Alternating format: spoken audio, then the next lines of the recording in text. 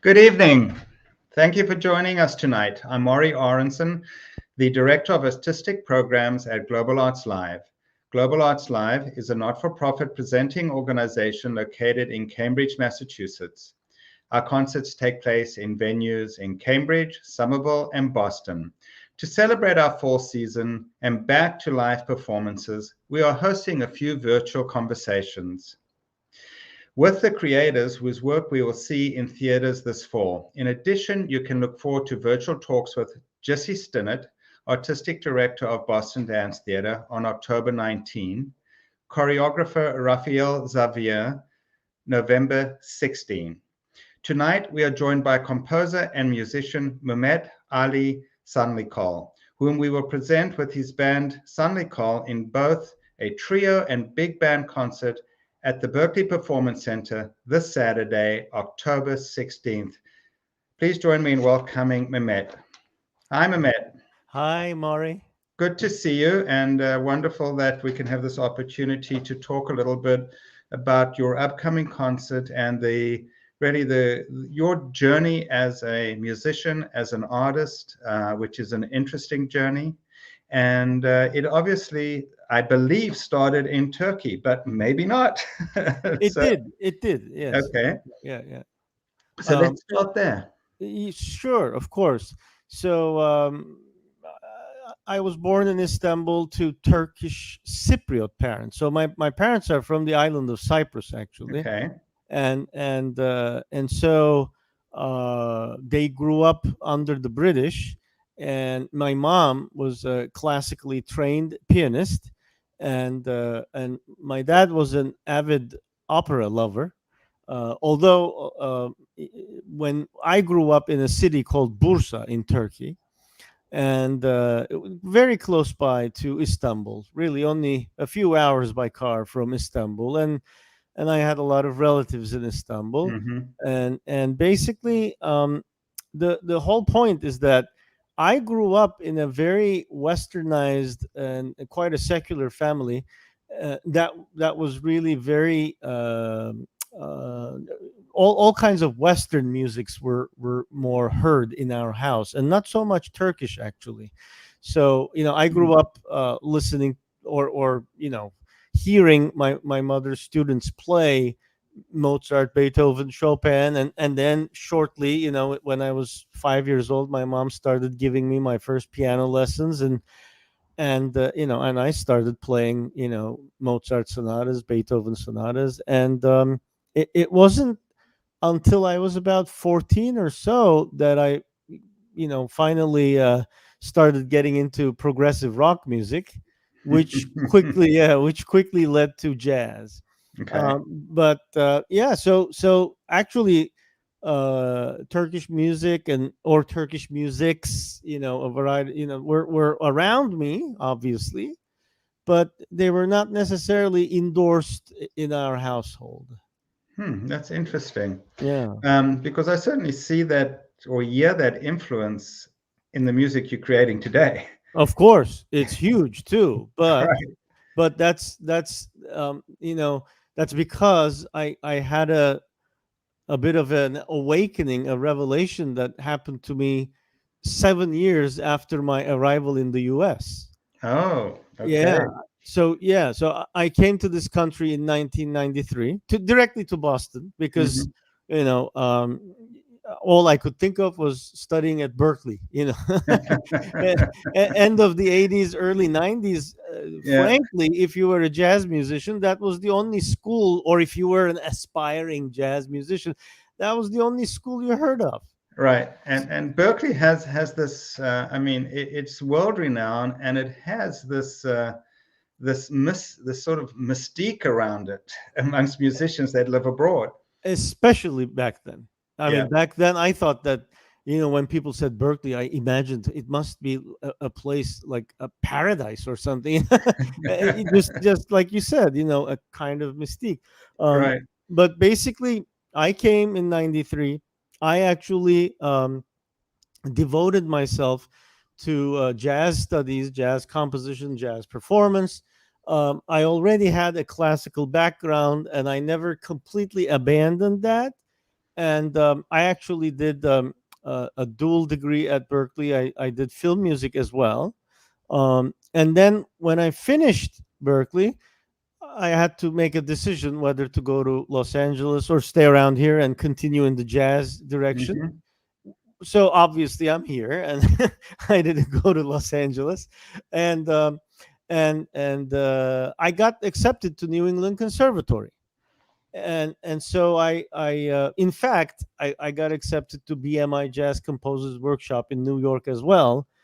I tried to do the both of those programs for about 6 months, and then I couldn't sustain going to New York back and forth, and so Hmm. I continued at New England Conservatory as a master's degree student, Hmm. and that was great because I ended up being able to study because I came in the earlier part of the '90s, and ended up going to New England Conservatory toward the later part of the '90s.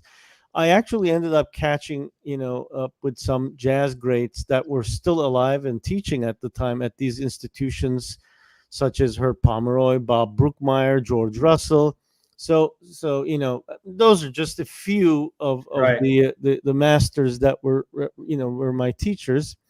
But anyway, so right toward the end of my master's degree, and mind you, by this time, I was touring a lot with my own small electric jazz band or Hmm. touring with other people. I was a uh, you know i was quite an active jazz musician. And so toward the end of the master's degree, suddenly I had this kind of unexpected meeting with Turkish music. And I'll be very honest. Up until then, I was quite an Orientalist. Hmm. In all and every sense of the word, I was a self-Orientalist. I thought that there could be nothing. Uh, ad, I mean, to be more blunt and honest, I thought that anything that would be monophonic Hmm. must be primitive. Mm. And so yeah, and I mean, come on, we're talking about chords and harmonies and this and that, and this music from where I come from is monophonic music. What could be so special about that? Right. Yeah, and especially because I grew up hearing all about the genius of Mozart, and my of course they're genius. I mean, there's no question about that. But there are Yeah. other people and other Right. Which the traditions as which the well. West hasn't really heard about. Exactly. And Right. and and the funny thing is, I was in the East and I was not hearing about it. Right. I was kind of like this, you know, and so many people are like that. And in these other parts of the world, you become, you know, self-orientalists. You become Right. alien to your own culture. Well, there's certain pressures at cultural pressures at various times when one is growing up and living in certain places. Certainly, I come from a country where there are many cultures that you can get involved in, both African and Western. But I'm here to talk about really, if we can spend some time talking about the Rise Up, Hmm. which you have composed. And will this be the Boston premiere of the work, or has it been played here in snippets before? We had an actual premiere. Let's see, but it's been a while Yeah. because I had composed the piece, and it was the actual composition was supported by the Boston Foundation with a Okay. grant, and but that's been by now almost 3 years ago. Yeah. Well, I mean, the pandemic has done that. Exactly, and Right. so and then the album was recorded, about a year after that premiere, or no, I'm sorry, maybe 6 months after that premiere. It was still pre-COVID, Mm-hmm. and so obviously then we started talking, but then COVID happened, and Yeah. and so we got everything got postponed. But the even though we performed the composition when it was first conceived, it was to a very limited audience at the time. It was a small performance, uh, and and uh, and because the album was released during COVID, I'm sorry to say that the work hasn't necessarily been known all that well. Right. Well, we certainly hope that on Saturday people get to experience this wonderful work. So this is a composition for a big band. Hmm. So how many people are actually on stage performing this composition? So actually, it's an expanded big band or jazz orchestra because the standard big band is generally 18 or so people, but Right. this piece is kind of in some ways modeled after the famous Miles Davis Gil Evans collaboration Sketches of Spain, Mm-hmm. which also had kind of an expanded jazz orchestra in it with horns and woodwinds and so on. So this piece is like that too. We have an oboe English horn player, we have a French horn player, we have tuba, and then I am playing a bunch of Middle Eastern instruments, and there are Greek Orthodox cantors that are coming in. So all in all, we're like 26 people, I believe. Right, taking up every foot of the stage at the Berkeley Performance Center. Exactly. What was your inspiration behind this composition? Sure. So basically, I'll say that in order to make that point clearer, I'd like people to know that once I had this revelation of Turkish music when I was about 25 years old, like around 2000 2001, I took about 10 years in my life to fully devote myself to studying a variety of Turkish musics and some of the related musical traditions as well. Mm-hmm. And during that time, I kind of dropped out of my jazz career and slash classical composition career.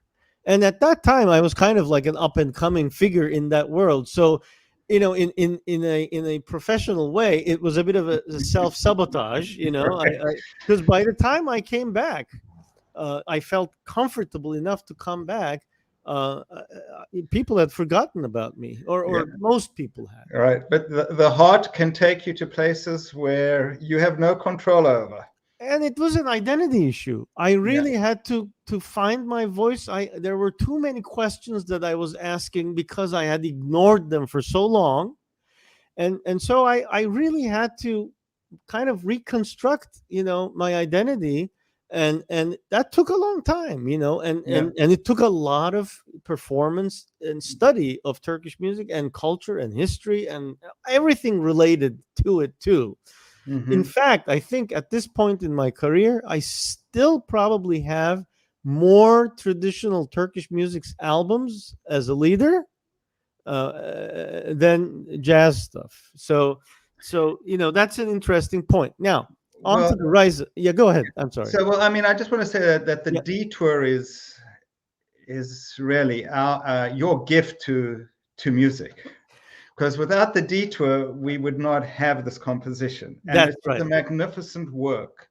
I mean, it really is a work that is it's innovative, it's new, it is fully embracing and really demands the listener's attention.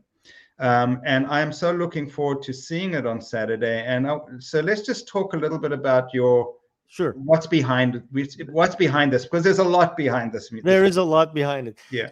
So yes, the detour was necessary for something like the Rise Up to come forward. Yeah.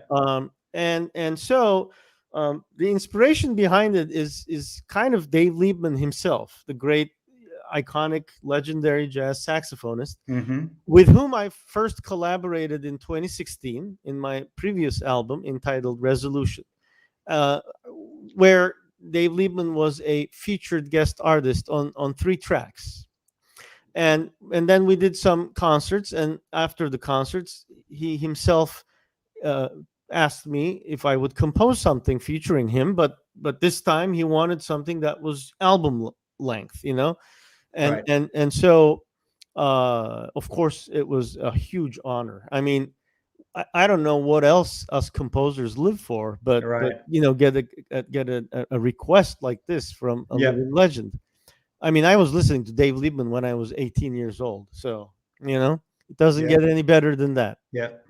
But the request was also very um, comprehensive. He asked for the composition to have Turkish elements.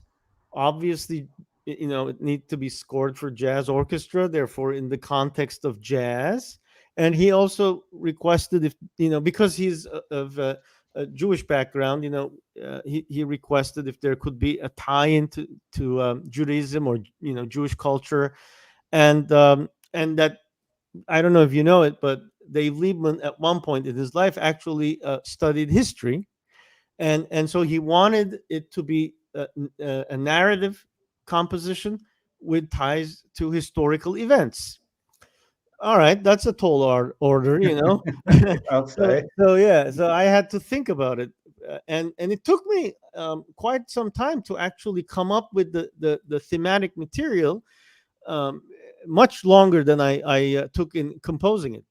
So the composition is the Rise Up is in three big movements, but each three movement has three subsections. So it's a total of 9 sections where there are no pauses in between any of them. Okay. But thematically, there are three, uh, two people and one uh, nation. So the first part of the first movement is based on the great Sufi poet uh, Jalaluddin Rumi. Okay, Hmm. and Rumi obviously is well known in the United States, and but also he's buried in central Turkey, and uh, Turks typically have a strong connection to that kind of Sufism, Islamic mysticism, and I certainly have a strong connection to that tradition as well. So so in each of the stories, and the second one is about Sephardic Jews and their how they fled the Iberian Peninsula and came to the Ottoman Empire. And the third one is about Sinan the architect, Mimar Sinan, and how he was forcefully converted from Orthodox Christianity to Islam, but then he became one of the leading architects of the Ottoman Empire. Each story picks up a traumatic experience Mm. in the life of these great people, and however, uh, the point is, Mm. out of the trauma they rise up. Okay, so in the case of Rumi, the trauma is the murdering of his great mentor, teacher, friend, Shems. But interestingly enough, after Shems's murder, Rumi, instead of dissolving and disappearing, he actually rises up and he starts composing the most celebrated works of his life after that. In the case of Sephardic Jews, they escaped death and came to these unknown new lands only to leave behind a great legacy of Sephardic Judaism. And then in the case of Sinan the architect, a forceful conversion, and how traumatic that must have been for him. Hmm. But again, in his case too, he endorsed his new identity and rose to great heights, to the point that some of the mosques he built are considered the best in the world of Islam, if not the entire world. Right. I just want to give a little shout out to our listeners that if you have any questions for Matt, please type them into either YouTube or Facebook, and we'll bring them up and ask Matt in a like 5 or 10 minutes or so. So thank you for that background, and I really hope that we can, I hope the audience is as diverse as the three central figures that you have brought this composed the story about, or this incredible piece of music. But you're also going to be performing with a trio for That's right.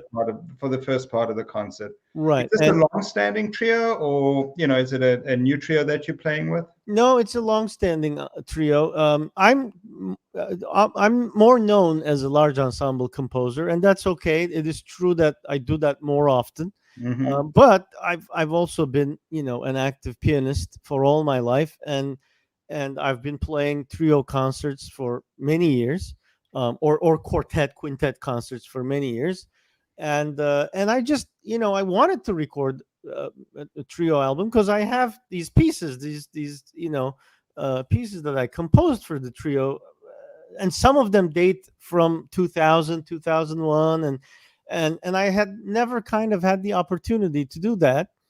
And actually, the interesting part about COVID and me was that COVID actually kind of provided that opportunity, because I was not able to record anything with any large ensemble, Right. especially early in the pandemic. So I decided, well, actually, if I have a large enough studio to rent and record, I can do my trio recording, and that's what I did. That being said, of course, again, me being me, it's not your straightforward trio ride. Not at all, not at all.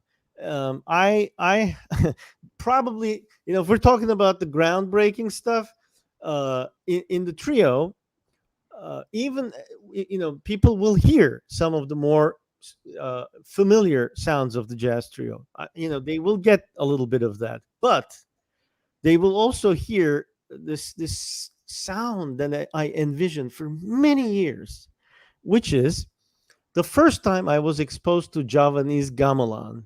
I think Mm. this was maybe 1998 or 9, when I was doing my master's at NEC. The first time I heard it, it I don't know what happened, in here, but very quickly I started kind of imagining, what if on top of the gamelan sounds and structures and layers, what if I could have an Ottoman Turkish sound float? Because typically that's the organization of those kinds of compositions. You have the Indonesian rebab, but there's a Turkish rebab too, and Mm-hmm. the kind of floating I kind of recognized. I said, "Wow, that'd be great." And for many years, I couldn't realize it because I didn't know how I could ever assemble that many gongs or anything like that. But you know what? Actually, I'm gonna show you right here. All right.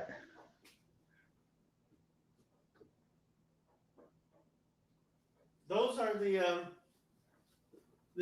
those are the set of gongs that we're gonna have um, on at the concert. Yeah, and so it wasn't easy to assemble that. I had to have my good friend, percussionist drummer George Lernis's help, and he's such a devoted friend and musician that he accepted my crazy challenge, and we purchased all those gongs.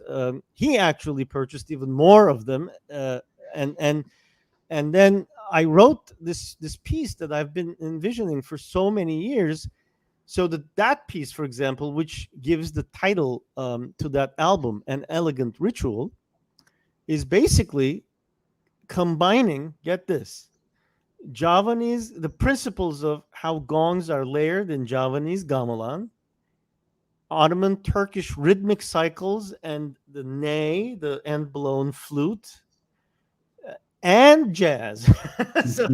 so get ready for that. Yeah. Yeah, well, I'm certainly looking forward to it, and I can't wait for it.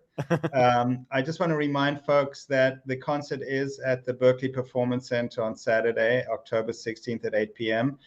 You do have to come fully vaccinated and present your vaccination certificate, so don't forget that at home. And bring a mask, because you will be asked to be masked inside the theater itself. Um, is before we sign off. It looks like we've been so detailed that we don't have any questions yet. So before we sign off, is there anything that you would want to share with the audience before they come to this event on Saturday? Sure.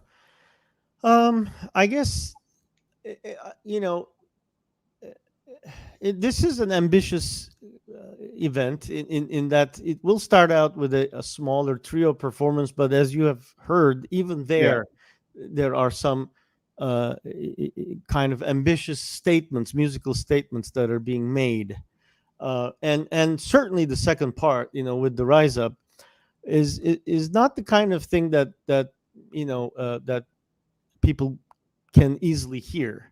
It is certainly one of the most important compositions I've created, to this day in my life. It was because of the great Dave Liebman's request, and I wanted to do my absolute best to honor that. And I think that um, it is very, very special occasion for all of us.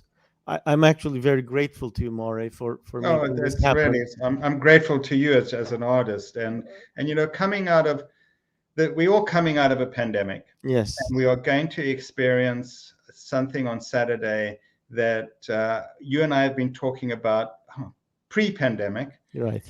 So we've waited a long time to share this with Boston audiences, Right. and I look so forward to doing that on Saturday.